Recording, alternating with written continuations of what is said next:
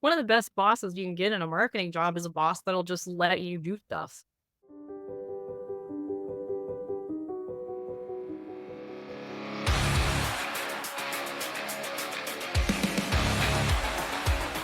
Sharp strategies, sweet success.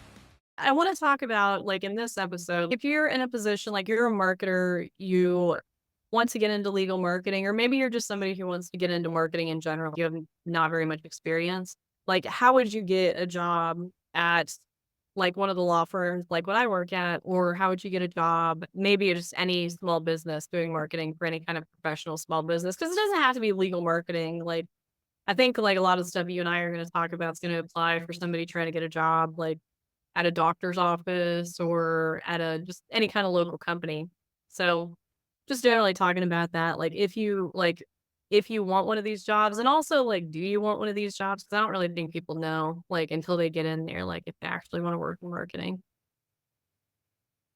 What did you think that marketing originally was? Like, I remember being in high school and I would look around and I'd see commercials and billboards and all this advertising and like neon signs.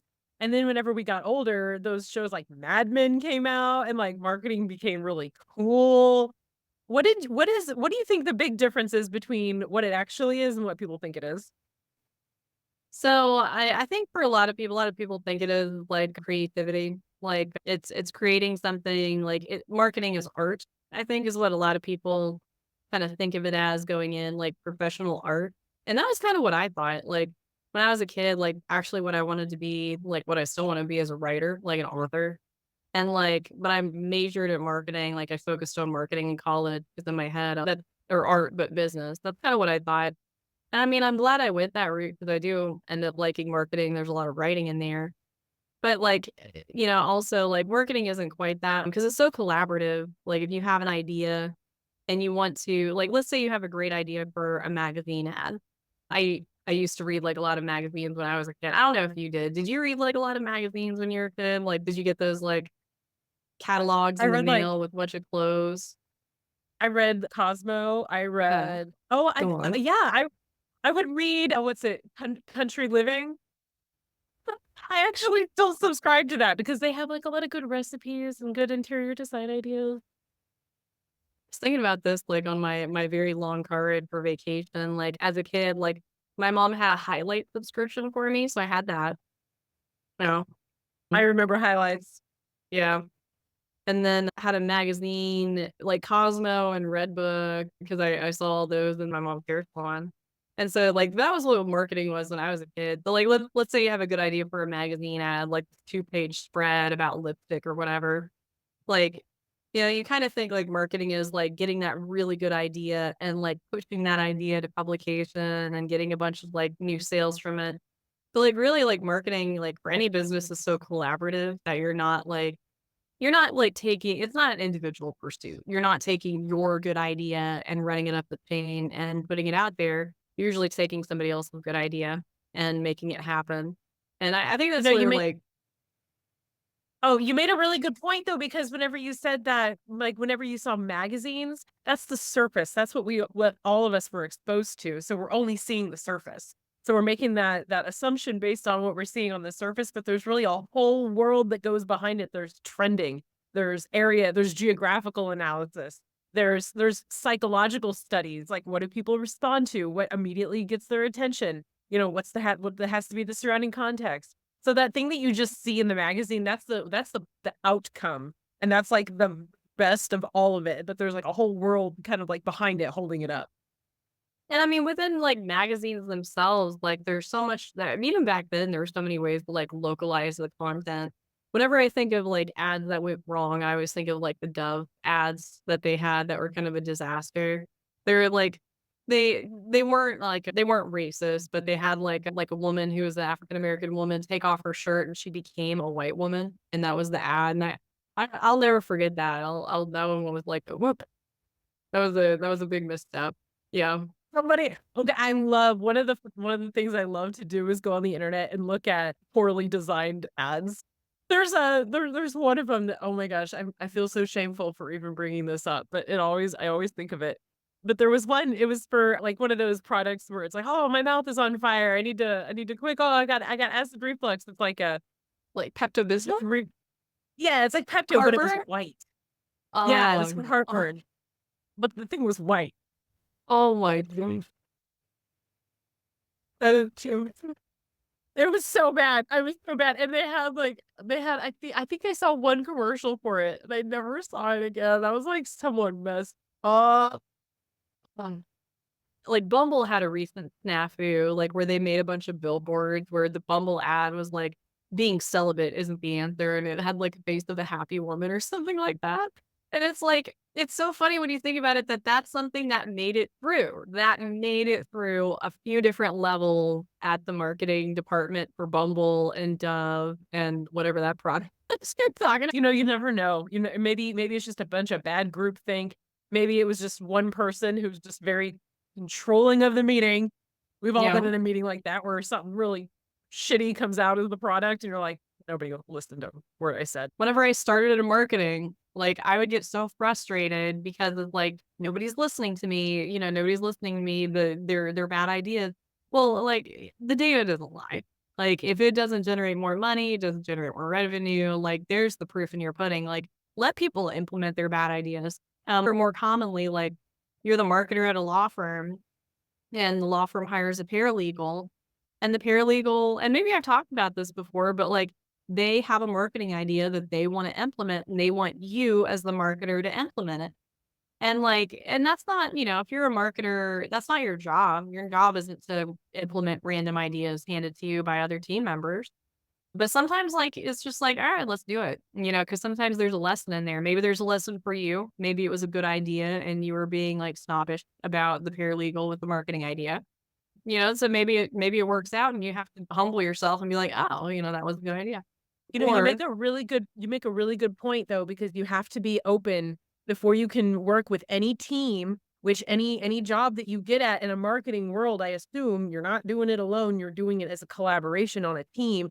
You got to have a kind of personality that's willing to work with people, and it's not just your way or the highway. And sure, you may have the best idea, but there's still going to be good information gained and gathered and data that you can analyze and apply to make an idea better, even if the idea isn't so great that launches initially first. you can learn from a good idea, implementing that or implementing a bad idea. Like you'll either learn what you should do or what not to do. And you shouldn't be closed off. I see it a lot with somebody who's just out of college, comes into a marketing role, and then like, the business owner says, "Oh, I want to do like this print magazine thing." Like a lot of people are taught in schools like print's dead. Print is dead. Like, marketing doesn't work. It's all digital or whatever.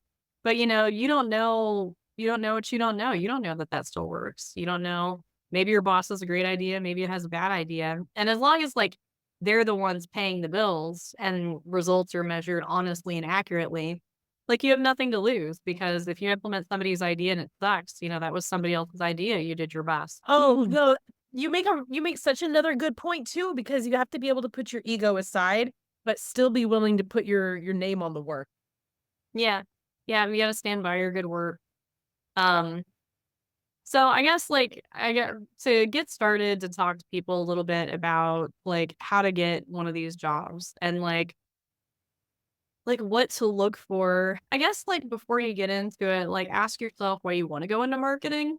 Um, because I think I mentioned the office artist, the concept of like going in, do a marketing job and being creative. Like your entry level marketing roles are gonna be like minimal creativity overall. Like, it's gonna involve you, calling people, emailing people, maybe sometimes going into Canva and setting up a design, maybe sometimes setting out an e-newsletter or something like that. But, you're not gonna be if you're just starting out, like, don't expect to be doing, like, a lot of the heavy strategy setting, analytic, review, research, whatever. You got to start out in these roles realizing that you're going to be the one doing a lot of the legwork and implementing, somebody else's stuff. And that can be challenging, particularly if you're going into going into a role like feeling like maybe you don't have to do that stuff. And if that's the case, then apply for a job that isn't that or, don't do marketing, I guess.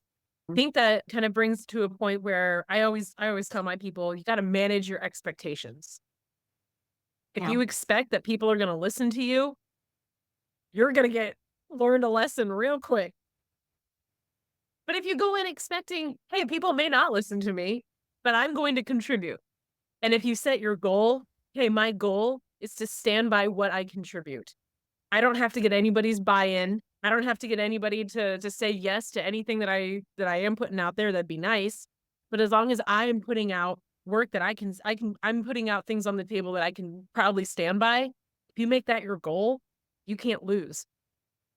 I mean, you really can't. In the 2 years I've been a fractional CMO, I've worked with, let's say, like a dozen marketers, and only about half of them are still with the companies that they started there. And it's not because like I steamrolled through and I'm like, fire them, fire them, fire them. In fact, like I, I try to make that the last thing I do, like the recommendation to fire somebody. Because like I'm honestly I'm trying to approach the world with the mindset that like everyone is pretty much the same, just living a different set of circumstances and assuming that everyone wants to be good at their job, wants to have a good job, like let's make firing the last option. But I feel like a lot of them come in just with the expectation that they're going to be the ones making the calls, they're going to be the ones doing the SEO. But really, like the truth is, the business owner is the one making for a small business or a medium sized business. They're the ones making the calls. They're the ones making the plays. Even with somebody like me, like who's saying, like, this is a strategy that works well. This is a strategy that works not so well. Like, I can't, if the business owner doesn't want to do it, I can't just not, it's going to happen, like, regardless. And if they don't want to do it, I'm not going to make it happen because it's their business, it's their choice. And, it's important to do what the business owner wants to do. I mean, that feels like just such basic advice, but like if you're a marketer, you're not going to come into this job and convince them to redesign their website, stop doing print marketing, and invest like 10x in digital marketing just because they hired you, the marketer. So manage your expectations and like the marketers who are still with these law firms who stuck around, who are, you know, great employees who love their job and they're doing great work for the law firms. They're the ones that just like they don't care if they're the smartest or if they're seen as the smartest person in the room or not. They're just there to like make the social media content, cut the video, make the Instagram post, and like they focus on getting it done first. And then, whenever they're reaping the rewards of doing good work, then they're able to push their ideas forward or put their creative energy out there. Yeah, and, I think a point that you made a few moments ago that kind of resonates with me, the whole point, like, you're not there to would you say about being in the room? You don't have to be the smartest person in the Smartest room. person. Yes.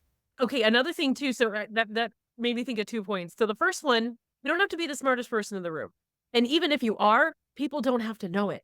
If you feel like you are, see if you can get other people to discover it through the conversation and the interaction that they have with you. Not what you're doing, what you're putting out there. See if they're smart enough to receive it. So if they're asking you questions and they're actually wanting to take things away from you, that's the time to show people where you're at or what you can contribute as far as being the smartest person in the room. They're not asking you those questions, then you're just there to participate. Yeah. Uh, or mostly spectate. The other part is the asking questions.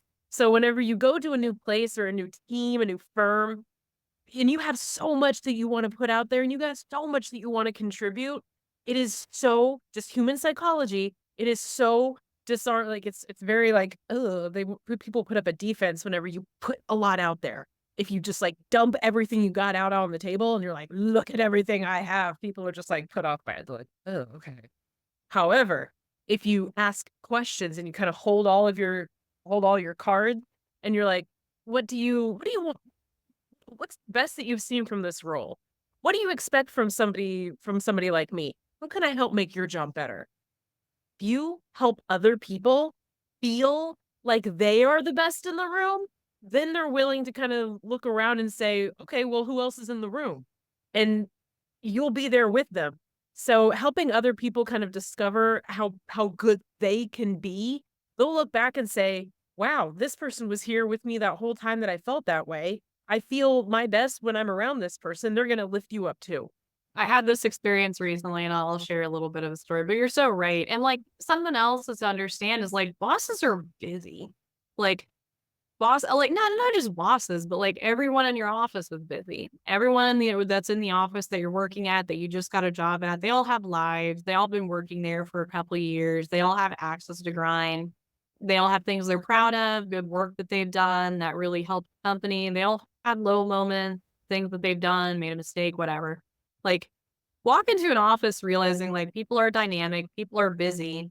And like if you show up, and this is the story I was wanting to tell, like recently had a gal who was hired for a law firm, and like before I met with her, she did what, they say you're supposed to do, which is to look in at the person you're interviewing with. And she went to my website for my business. She went to my LinkedIn, and she like paid attention because she hit me with stuff in the interview. It's like, I saw on your webpage you said this. And I was like, oh, I did. Damn. But I noted it. I was like, wow, she really looked and paid attention. But instead of feeling like it was like, wow, that was really cool, it almost felt like a bit creepy because like there's stuff that like you had to look a while, right? Not that I'm discouraging people from doing that, but it certainly, like, was, like, the energy there, like, the early signs of that.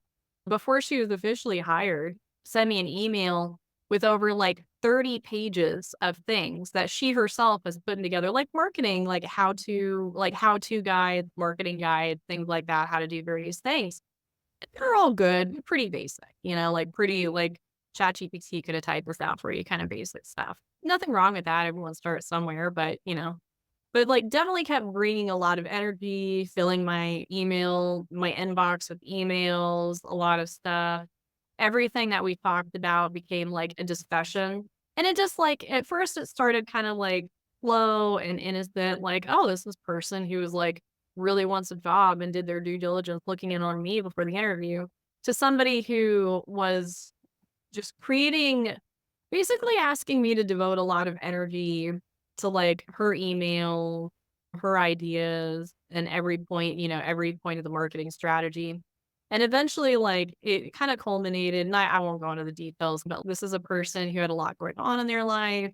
Clearly, they were really motivated, interested in marketing, and I fully feel like 10 years down the road, they're gonna be somebody who does, like, a lot of incredible cool stuff because they have, like, that energy and that interest in marketing, and this is where they're starting, but they're gonna keep growing and they're gonna be somewhere incredible.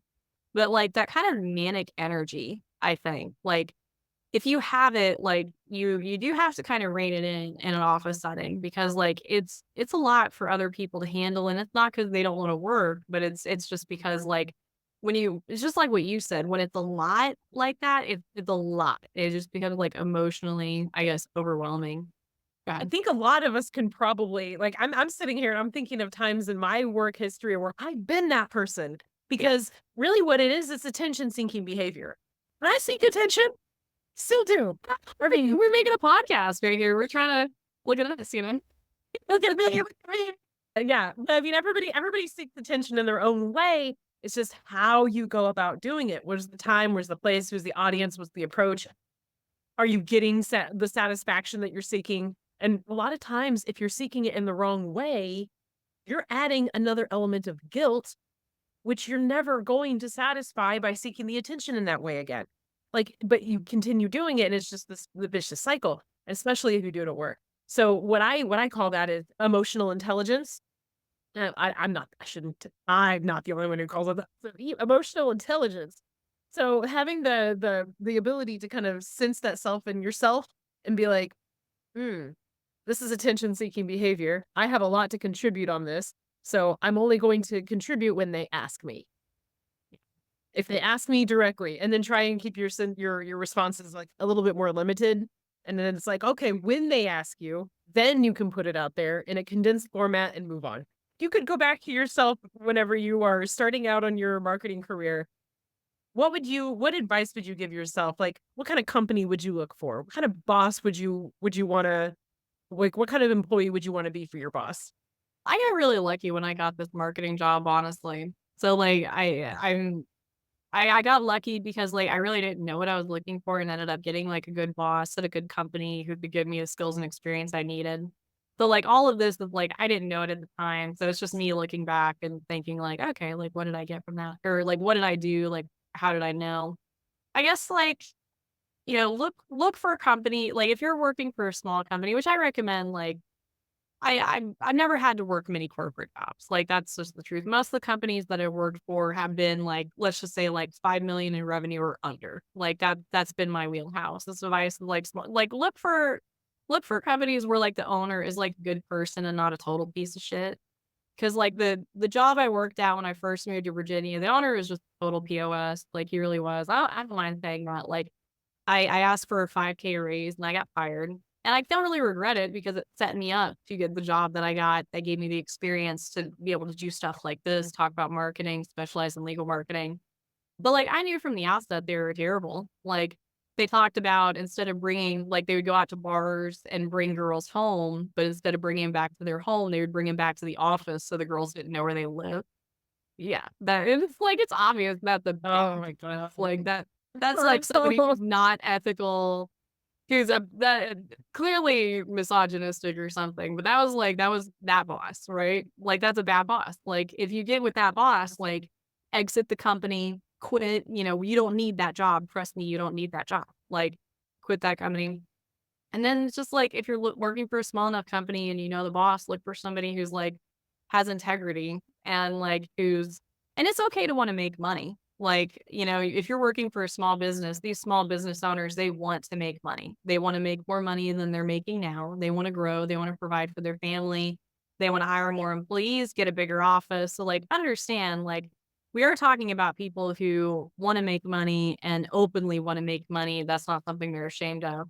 And so, like, if that's a mindset that you struggle with, maybe working corporate is a little bit more better. Corporate jobs have like the luxury of having more of a mission, I guess. That's less related to making money, even though it all comes back to making money, right? But you get some distance from it. When you work for a small business owner, they want to make money, but if they have integrity, you'll know it just by talking to them. You'll know that they're a good person. If they give time off, without that you need, without being a bubble about it, and they're just good people and kind to their employees, that's the kind of company you want to work for.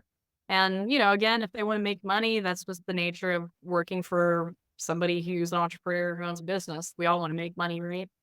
But, look for the real ones who have just those scruples, and then that's the kind of company you can grow with. That's the kind of company you can stay with. That's not going to manipulate you, abuse you, or make you do stupid stuff or whatever. Whatever marketers come up against these days. So yeah, that's my advice. I think, another thing too, whenever you're looking for kind of that position, this I mean, some places they have that role just because they have it, but they don't respect it. Like, I mean, and that role, the way that you market your company and the way that you is kind of like the way that you market yourself. So if you don't respect yourself, you're not gonna respect your marketing department. If you don't respect your company, you're not gonna respect your marketing department. So, I mean, there might be some questions that you can ask during the interview process. There might be some background things that you can look up. And I mean, it just kind of boils down to like what do you want to get out of it? Obviously you want to help them make money, sure, but you are going to walk away at the end of the day with something regardless of how much money they make. What do you want to be walking away with?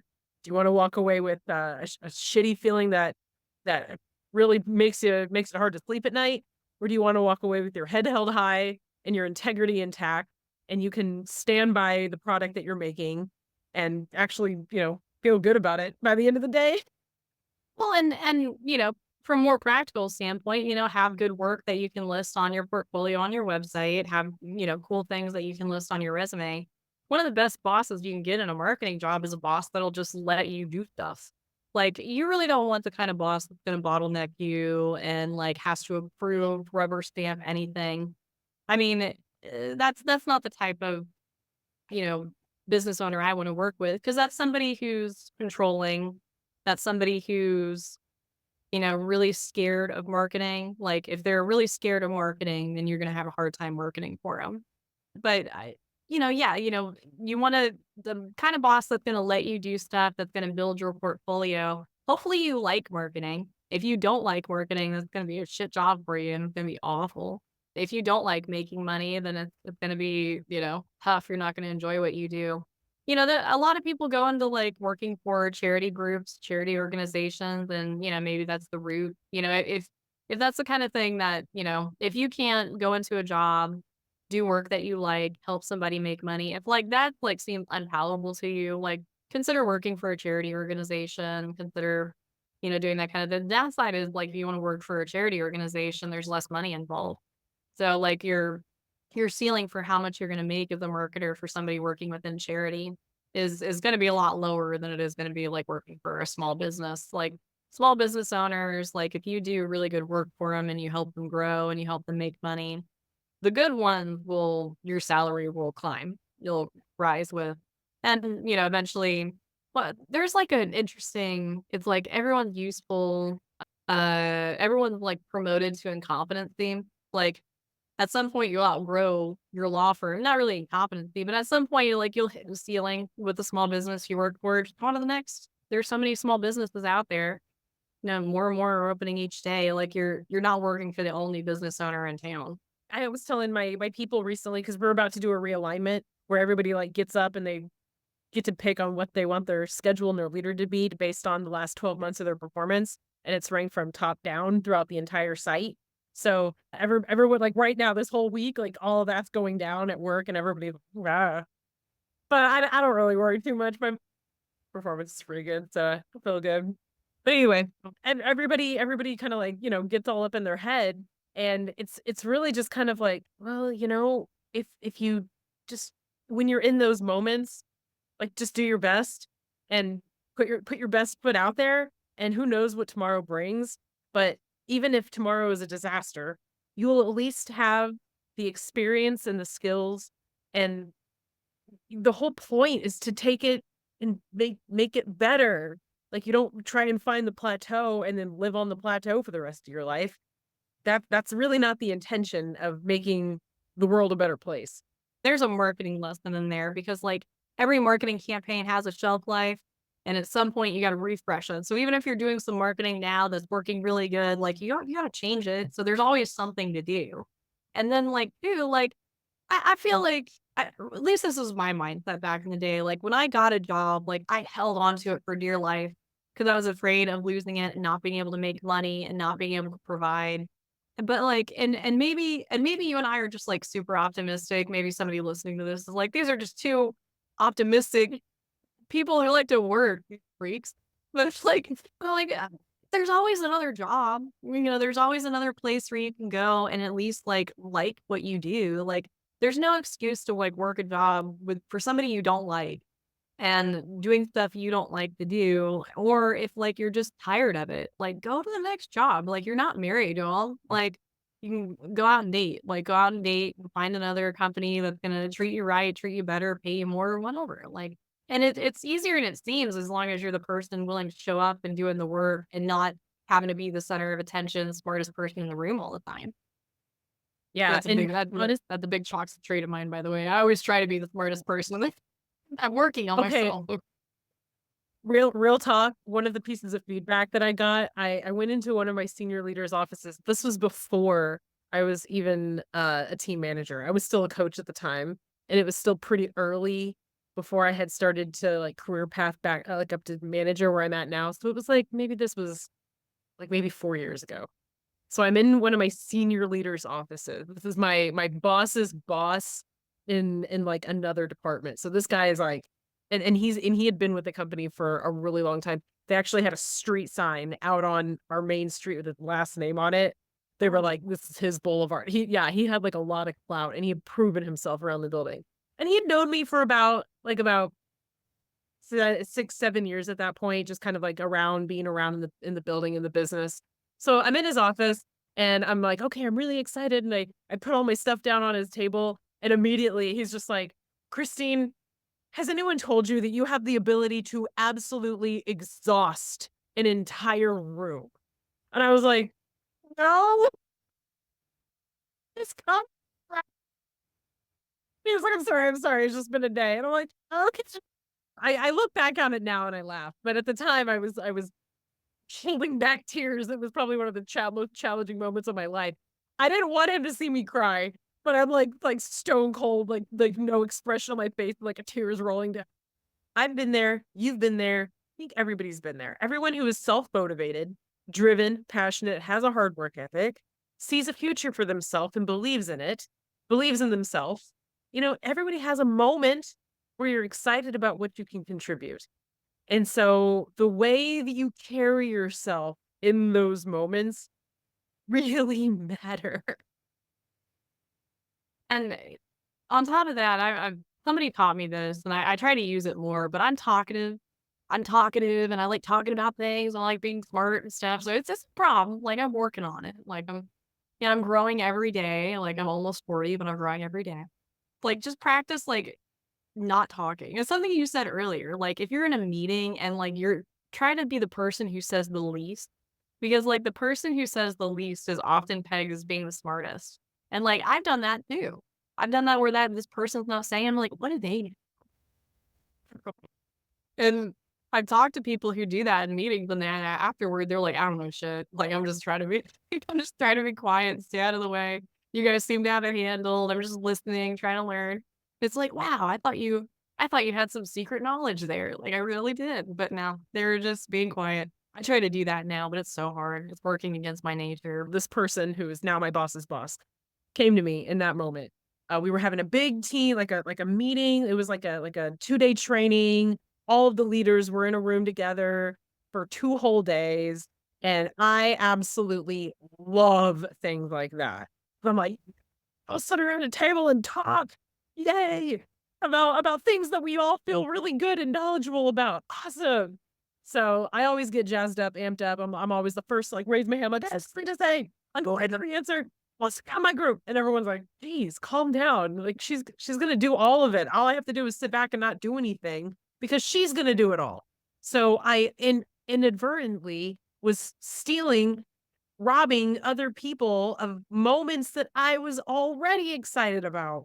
The whole point of having me there, I later realized, was to get everyone else to contribute. So what my boss's boss told me in that moment, we took a break and he kind of pulled me aside and he was like, "Hey, I want you to try something.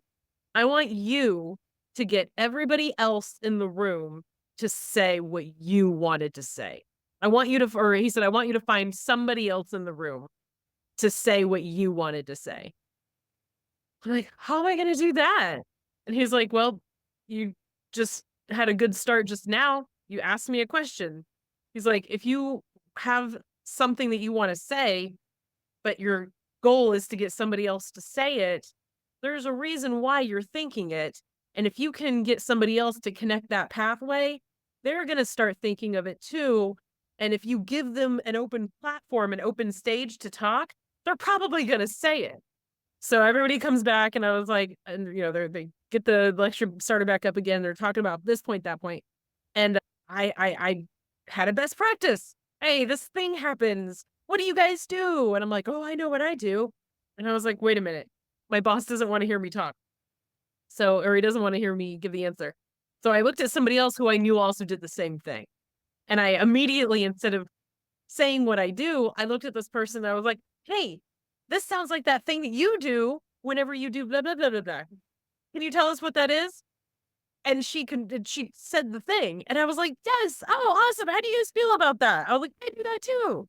And so it wasn't me saying it, it was somebody else saying it, but other people saw that I recognized it enough to also call it out in somebody else and give them the limelight.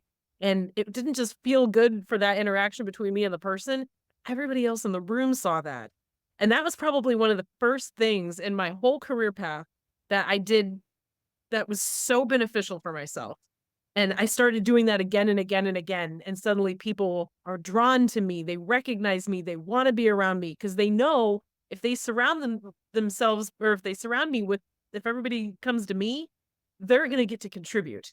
Whereas if they go to somebody else, they're probably just going to be a fly on the wall and a spectator.